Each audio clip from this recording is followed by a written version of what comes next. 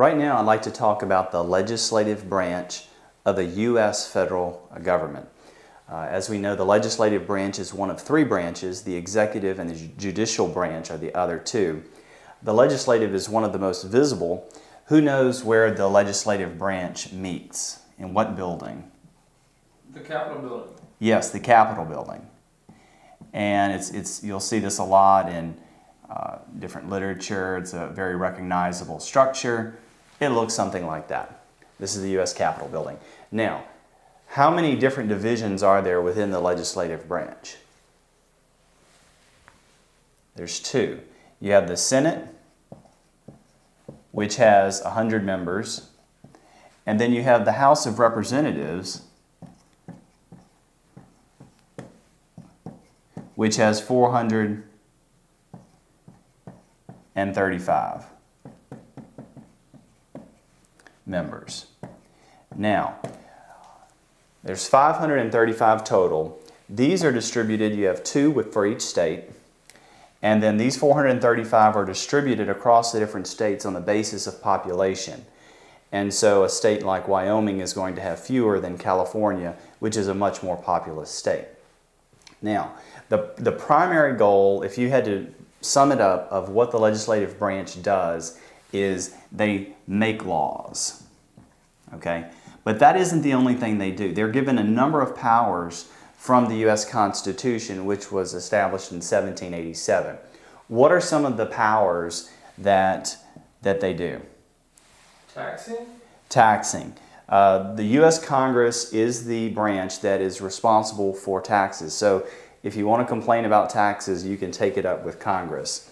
So they deal with taxes.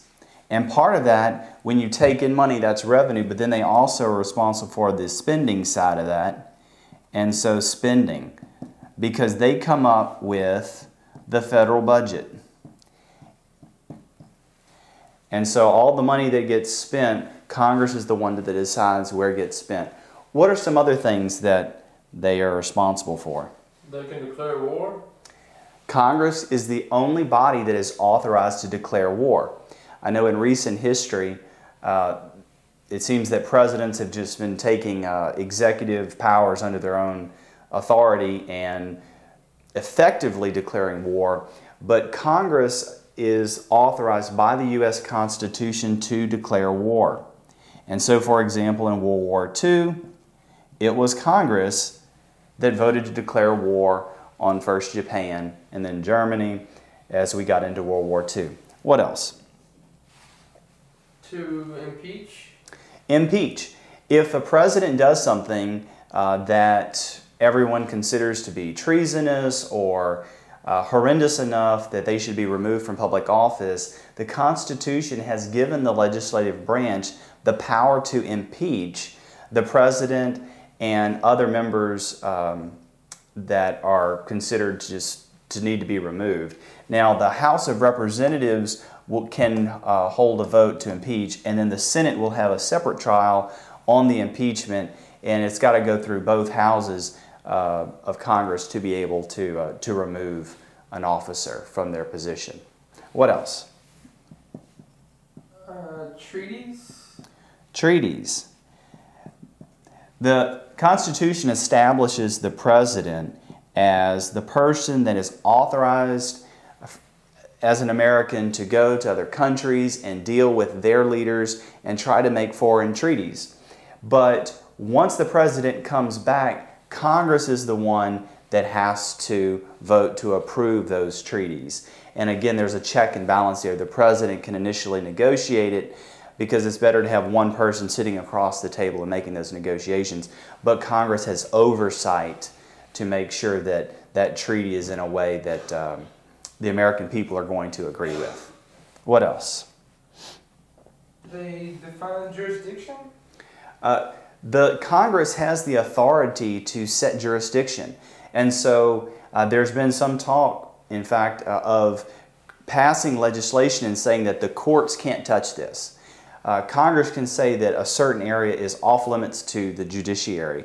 And so while the judiciary has judicial oversight and judicial review over the laws that Congress passes, it is permitted by the Constitution for Congress to say that hands off, and the judiciary has no authority to deal with something. And so they set the jurisdiction of the courts. Any others? As you can see, the primary focus is to make laws, but there are a lot of other very important things that the legislative branch is responsible for. And sometimes when you think that, a lot of stuff, there's conflict and gridlock, it's because you have these two houses, the House of Representatives and the Senate.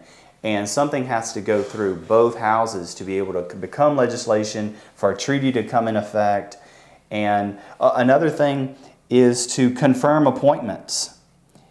When the president appoints his his cabinet officers, if Congress doesn't like those cabinet officers, they can vote not to confirm the appointment. Or judicial appointments. The president makes a lot of appointment of judges, for example, Supreme Court judges, but Congress has to approve those selections, and if they don't, then the president has to go back to the drawing board and find another appointee to make. So a lot to remember, but this is a very important branch of our government, and through making laws, it impacts our lives every day.